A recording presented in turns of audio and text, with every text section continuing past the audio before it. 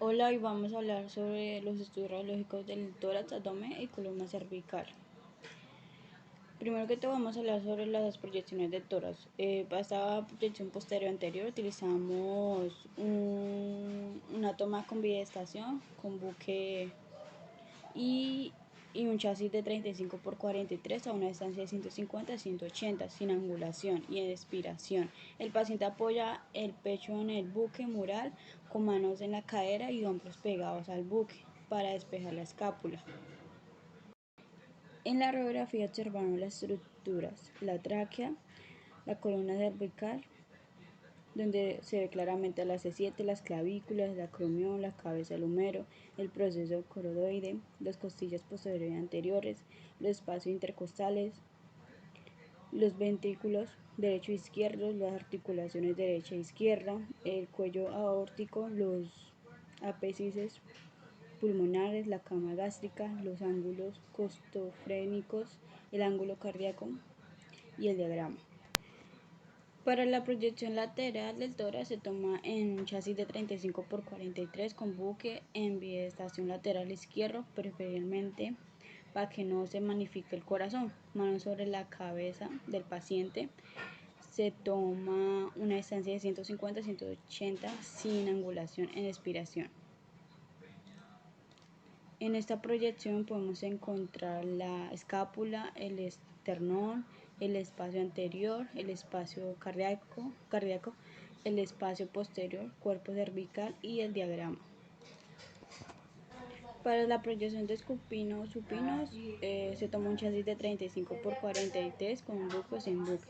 El chasis va pasando el descubrimos supinos distancia de unos 50 sin angulación y en expiración observamos la misma estructura posterior y por lo regular se le hace a pacientes que no tienen movilidad y cuentan con un catéter, en la cual visualizamos en esta proyección. Esta proyección se toma igual al anteposterior. La diferencia es que el paciente está acostado de cuello supino, se toma esta posición por lo que a veces el paciente tiene dificultad para colocarse de pie. Cordial saludo, mi nombre es Estefanía Montoya Restrepo y les voy a hablar de proyecciones de abdomen y columna dorsal. Proyección antero-posterior de abdomen. Se usa un chasis de 35 por 43 longitudinal, rayo central en las crestas ilíacas y la línea media en posición de cúbito supino y los brazos estirados a lo largo del cuerpo o por encima de la cabeza. El diagnóstico es cuando hay dolor, hinchazón, obstrucción intestinal, cálculos, objetos extraños o perforación en el intestino. Se debe observar hígado, vaso, riñones e intestino, sin movimiento ni rotación, hueso coxal y sacro hasta la sínfisis del pubis. Proyección en bipedestación de abdomen. Se usa un chasis de 35 por 43 longitudinal, rayo central en crestas ilíacas y línea media. Posición en bipedestación y los brazos estirados a lo largo del cuerpo o por encima de la cabeza. El diagnóstico es cuando hay dolor, hinchazón, obstrucción intestinal, cálculos, objetos extraños o perforación en el intestino. Se debe observar el diafragma y una gran porción del abdomen inferior, y vértebras lumbares y sus apófisis transversas, y las costillas 11 y 12. Proyección en decúbito lateral de abdomen.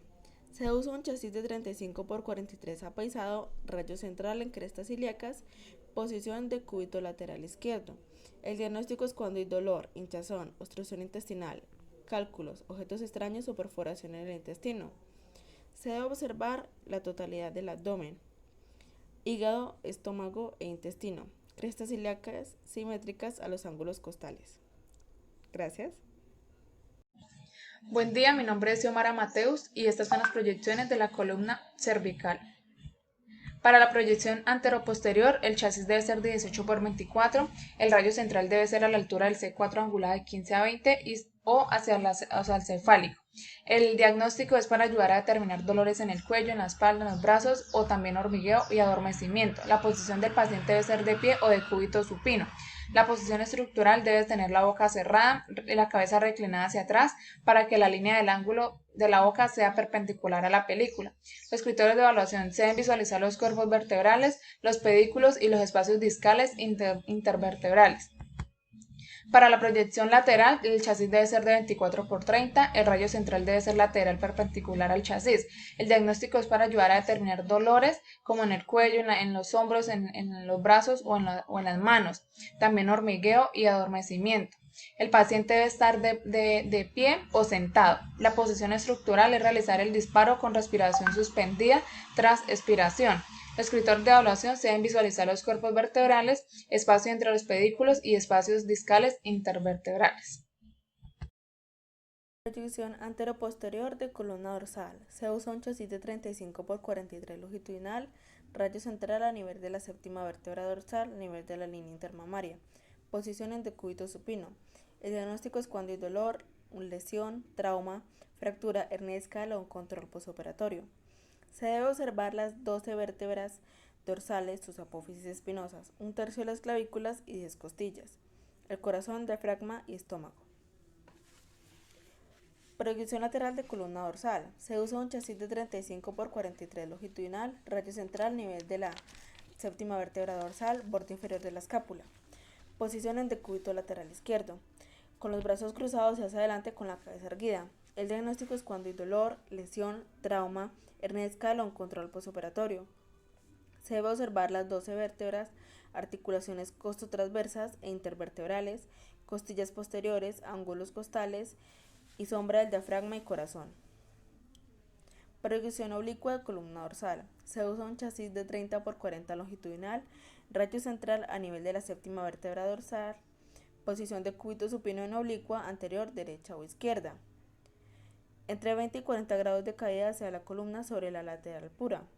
El brazo más cercano a la mesa debajo de la cabeza y el más alejado llevarlo hacia atrás sujetando la cadera. El diagnóstico es cuando hay dolor, lesión, trauma, fractura, hernia discal o un control postoperatorio. Se debe observar con claridad las 12 vértebras, espacios intervertebrales y un tercio de la clavícula y 11 costillas. Gracias. En el segmento lumbar se divide o se contiene 5 posiciones, que son anteroposterior, lateral, oblicuo, hiperextensión y hiperflexión.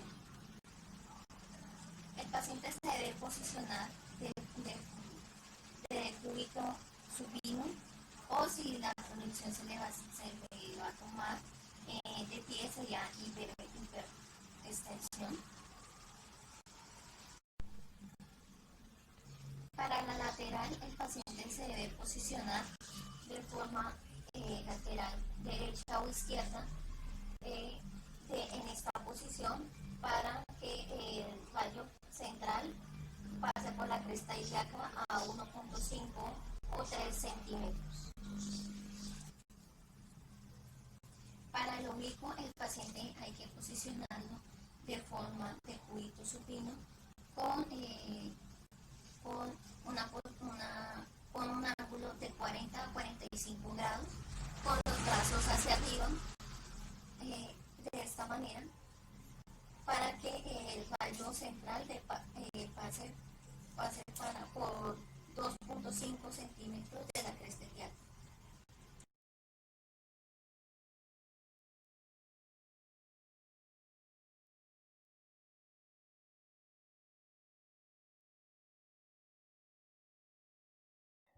Cordial saludo, mi nombre es Daisy Tatiana Piragauta. En la proyección anteroposterior de sacro debemos ubicar al paciente de cúbito supino con un chasis de 24 por 30 longitudinal, con un centraje en la línea entre la sínfisis del pubis y la columna y a 3 centímetros por encima de ambas caderas. Encontramos el lateral de sacro, la L5, S1, sacro y coxis.